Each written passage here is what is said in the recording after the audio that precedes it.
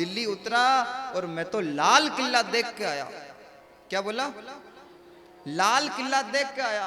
इतना बड़ा लाल किला था, इतना बढ़िया था, मेरा तो दिल्ली जाना सफल हो गया। वाह साहब वाह, आपका दिल्ली जाना सफल हो गया। दूसरे भाई साहब से पूछा, आप दिल्ली गए थे? बोले हाँ साहब दिल्ली गए थे। आपने क्या किया? तो बोले मैं जब गया दिल्ली उतरा, दिल्ली उतरते ही मैं तो कुतुब मीनार देखने के लिए गया। इतनी लंबी कुतुब मीनार थी, बड़ी जोरदार थी। मैंने तो कुतुब मीनार को देखा और मेरा दिल्ली जाना सफल हो गया। तीसरे भाई साहब से पूछा, आप दिल्ली गए थे? बोले हाँ साहब। आपने दिल्ली जाके क्या किया?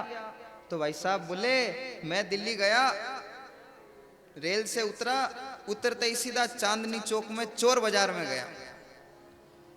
वहां तो थोक के भाव माल मिल रहा था, खूब सारा माल मैं तो सस्ते दाम में खरीद के लेके आ गया। मेरा भी दिल्ली जाना, बोलो तो सही, सफल हो गया। वाह साहब, आपका दिल्ली जाना सफल हो गया। अब चौथे भाई साहब से पूछा कि आप भी दिल्ली गए थे? बोले हाँ साहब। आपने क्या किया?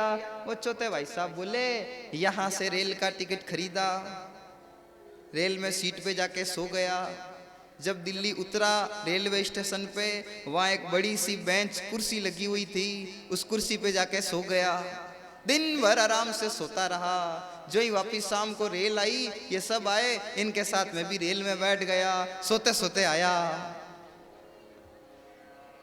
अब बताओ, आपकी गली में कोई ऐसा आदमी हो तो आप उसको बढ़िया कहोगे या बुरा कहोगे?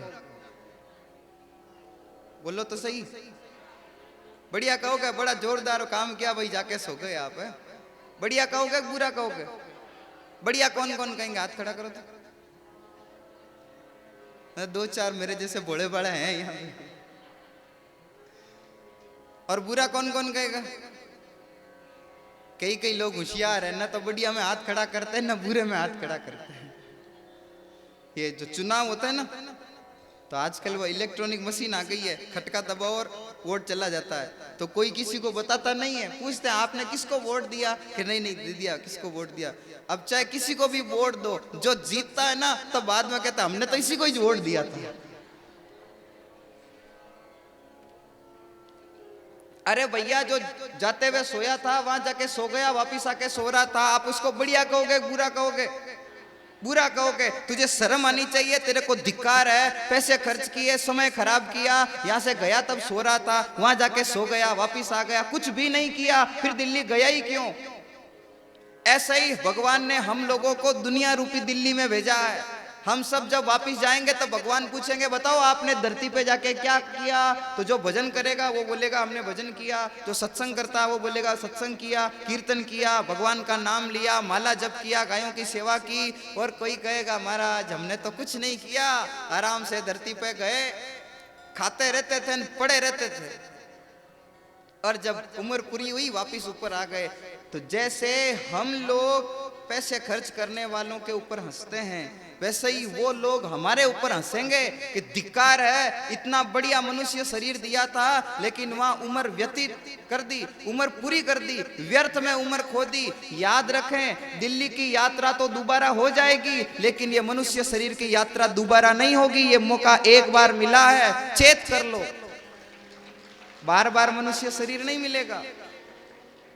पूज्य स्वामी श्री राम सुखदास जी महाराज कहा करते थे, मनुष्य शरीर या तो सबसे पहला शरीर है या फिर सबसे आखिरी शरीर है। बोले महाराज कैसे? कि यदि भगवान का भजन कर लो तो सबसे आखिरी शरीर है, इसके बाद जन्म नहीं लेना पड़ेगा। और यदि मनुष्य शरीर प्राप्त करके भजन नहीं किया तो 84 लाख योनियों में भटकने के लिए तैयार हो जाओ। बस यह शुरुआत है मनुष्य शरीर से।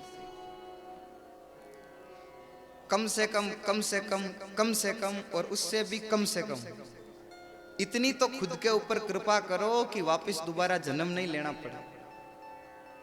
क्षमा करना, हो सकता मेरे बोलने का समझाने का तरीका थोड़ा अलग हो, क्षमा करें।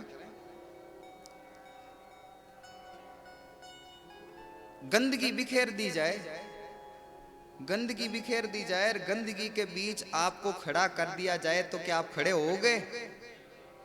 ज्यादा देर तक नहीं, खाली 9 घंटे खड़ा होना है, हो जाओगे? चलो साहब खड़े नहीं हो सकते तो सोफा सेट लगा के आपको बैठा दिया जाए गंदगी बिखेर के, क्या आप बैठ पाओगे? 9 घंटे बस, खाली 9 घंटे बैठना है, नहीं बैठ पाओगे। चलो 9 मिनट भी नहीं बैठ पाओगे। अरे तो चेत क्यों नहीं करते? जिस गंदगी में आप सोफा सेट लगाकर 9 मिनट नहीं बैठ सकते, उसी गंदगी में 9 महीने तक उल्टा लटकना पड़ता है। पेट में और क्या है, गंदगी भरी हुई है। एक बार एक भाई ने जाकर महाराज को बोला, महाराज आप मुझे जानते हो? महाराज बोले अच्छी तरह से जानता हूं। बोले बताओ मैं कौन हूं? तब महाराज ने कहा, कोई कपड़े की फैक्ट्री होती है, कोई बर्तनों की फैक्ट्री होती है, तू चलती फिरती मलमूत्र बनाने की फैक्ट्री है। बढ़िया से बढ़िया खिला दो, बढ़िया से बढ़िया पिला दो, मलमूत्र बन जाएगा और इस शरीर का कुछ नहीं होने का।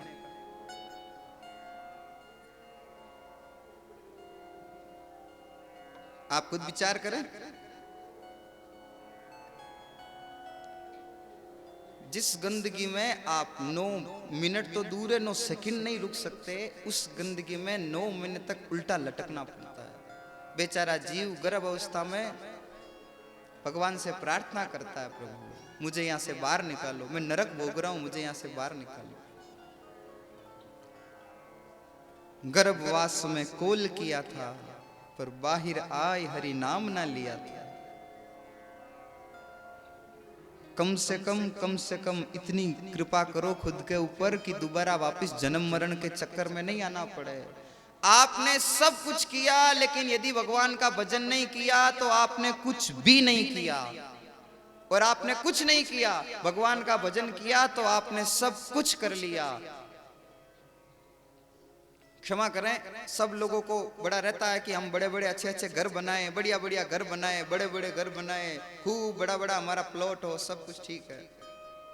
किसी ने आके महाराज जी को कहा, महाराज जी आज हमारे घर का उद्घाटन है, चलो। बड़ा खुश हो रहा था, आज हमारे घर का उद्घाटन है, महाराज जी देखो ये घर का उद्घाटन है। तो महाराज जी ने कहा, इसमें खुश होने वाली क्या बात है? तो बोले, महाराज देखो मैंने घर बनाया, घर का उद्घाटन है। तो महाराज जी ने कहा कि कौन सा नया काम कर लिया? घर तो सारी दुनिया ही बनाती है। नई गाड़ी घर में आती है तो बड़े खुश होते हैं, हमारे घर में गाड़ी आ गई। तो कौन सा नया काम किया? भाई गाड़ियां तो सब कोई लेके आते हैं, घर में जब शादी विवाह होता है तो खुश होते हैं, हमारे घर में शादी विवाह है। तो कौन सा नया काम है? सारी दुनिया ही शादी विवाह करती है। करना ही है तो कुछ नया करो, और नया क्या है? भगवान का भजन करो, वो सारी दुनिया नहीं करती है। ये मौका अवसर हमको प्राप्त हुआ है, इस मौके को व्यर्थ नहीं जाने दें। विचार करें,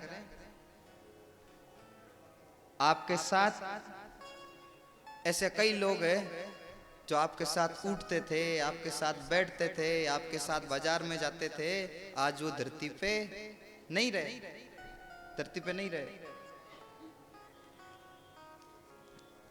ये आप सुबह सुबह अखबार पढ़ते हो ना, हमारे संत इसको बोलते हैं कलयुग की गीता। ये कलयुग का पुराण है। सुबह सुबह जो अखबार पढ़ते हो, अखबार पढ़ते हो, उसमें तीसरे या चौथे पन्ने पे एक तरफ खूब सारी फोटोएं होती है, और फोटो के नीचे 2-2 अगरबत्तियां लगी हुई होती है। शोक संदेश उठावना, आज उनके ना, आज उनके ना, आज उनके ना, आज उनके। विचार करने वाली बात यह है, क्षमा करना, लेकिन हर व्यक्ति अखबार में देखता है कि आज किन किन का उठावना है, किन कौन कौन हरिओम हो चुके हैं, कौन कौन जा चुके हैं, सबकी मृत्यु को देखते हैं, लेकिन ये नहीं सोचते एक दिन इसी अखबार में हमारी फोटो भी छप जाएगी। इस तरफ ध्यान नहीं जाता, इस तरफ विचार नहीं करते। सारी दुनिया मरती है तो क्या हम नहीं मरेंगे?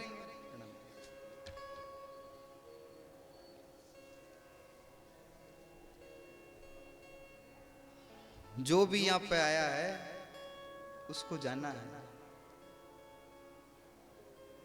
आप लोग कहीं भी जाते हैं ना, कहीं भी जाते हैं, 2 दिन के लिए भी जाते हैं तो तैयारी करके जाते हैं। बढ़िया सा बैग लेंगे, बढ़िया बढ़िया ड्रेस है, ऐसे तो घर में खूब सारे कपड़े हैं, बढ़िया सबसे बढ़िया है वो वाले 2-4 ड्रेस है, आप बैग में आराम से सजा के रखेंगे। हाँ तो भरो, तैयारी करते हो ना? हाँ नहीं भरोगे तो भी मुझे तो पता है आप तैयारी करते हो। थोड़ी सी ज्यादा यात्रा होती है तो साथ में टिफिन भी तैयार करके लेते हो ना, जल्दी जल्दी यहाँ भरो, टिफिन तैयार करते हो ना साथ में। अब देखो कपड़े साथ में लिए, टिफिन भी साथ में लिया, सर्दी का मौसम है, स्वेटर शॉल भूल मत जाना, वो भी साथ में लेते हो। अब विचार करने वाली बात यह है, आप थोड़ी सी यात्रा करते हो उसके लिए कितनी तैयारी करते हो। 2 दिन की 4 दिनों की यात्रा करते हो उसके लिए कितनी तैयारी करते हो। एक दिन बड़ी लंबी यात्रा करनी है, उसके लिए कुछ तैयारी की है या नहीं की है। वहां ना तो कपड़े काम आएंगे, ना ये आपका टिफिन काम आएगा, ना साबुन क्रीम तेल कंगे ये काम आएंगे। यदि आपके पास भगवान का नाम होगा तो वो काम आएगा, नहीं तो कुछ भी काम नहीं आएगा। सज धज के जिस दिन मौत की सहजादी आएगी, सज धज के जिस दिन मौत की सहजादी आएगी, न सोना काम आएगा न चांदी आएगी, न सोना काम आएगा न चांदी आएगी, सब कुछ यहाँ धरा रह जाएगा। व्यक्ति गुमान करता है कि मेरे साथ यह है, मेरे साथ बड़ा परिवार है, मेरे पास खूब सारे पैसे हैं, मेरे पास खूब गाड़ियां हैं, मेरे पास खूब नौकर चाकर है, कोई साथ नहीं देगा, कोई भी आपके काम नहीं आएगा। आराम कहे सब संग साथी, जब वक्त पड़ा तब कोई नहीं। आराम कहे सब संग साथी, जब वक्त पड़ा तब कोई नहीं। या मतलब कहे लोग सभी दुनिया में किसी का कोई नहीं। जब टिकट मिला था जाने का, जब टिकट मिला था जाने का, तब डेरा दिया मशानों में, वह जलाने वाले लाखों थे संग जलने वाला। शमशान घाट तक की यात्रा तो सभी कोई साथ में कर लेते हैं, जलाने वाले लाखों थे संग जलने वाला कोई नहीं।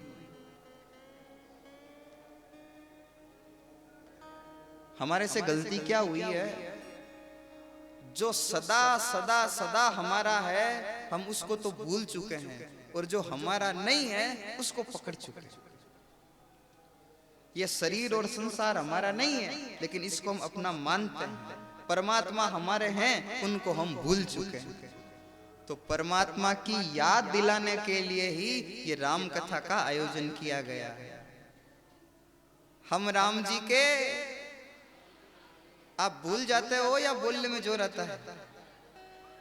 पाँव से दोनों हाथ ऊपर उठा के, हम राम जी के, हम राम जी के, हम राम जी के, दादू राम, दादू राम, दादू राम, हम राम जी के, राम जी हमारे। बस इसी बात को दृढ़ करने के लिए, इसी बात को पक्का करने के लिए तो ये सत्संग का आयोजन किया जाता है। आइए भाव के साथ हम लोग राम कथा की तरफ प्रवेश करते हैं। जय जय राम कथा, जय श्री राम कथा, जय जय राम कथा, जय श्री राम कथा, जय जय राम कथा, जय श्री राम कथा। जिसको सुनने से मिटती है, जिसको सुनने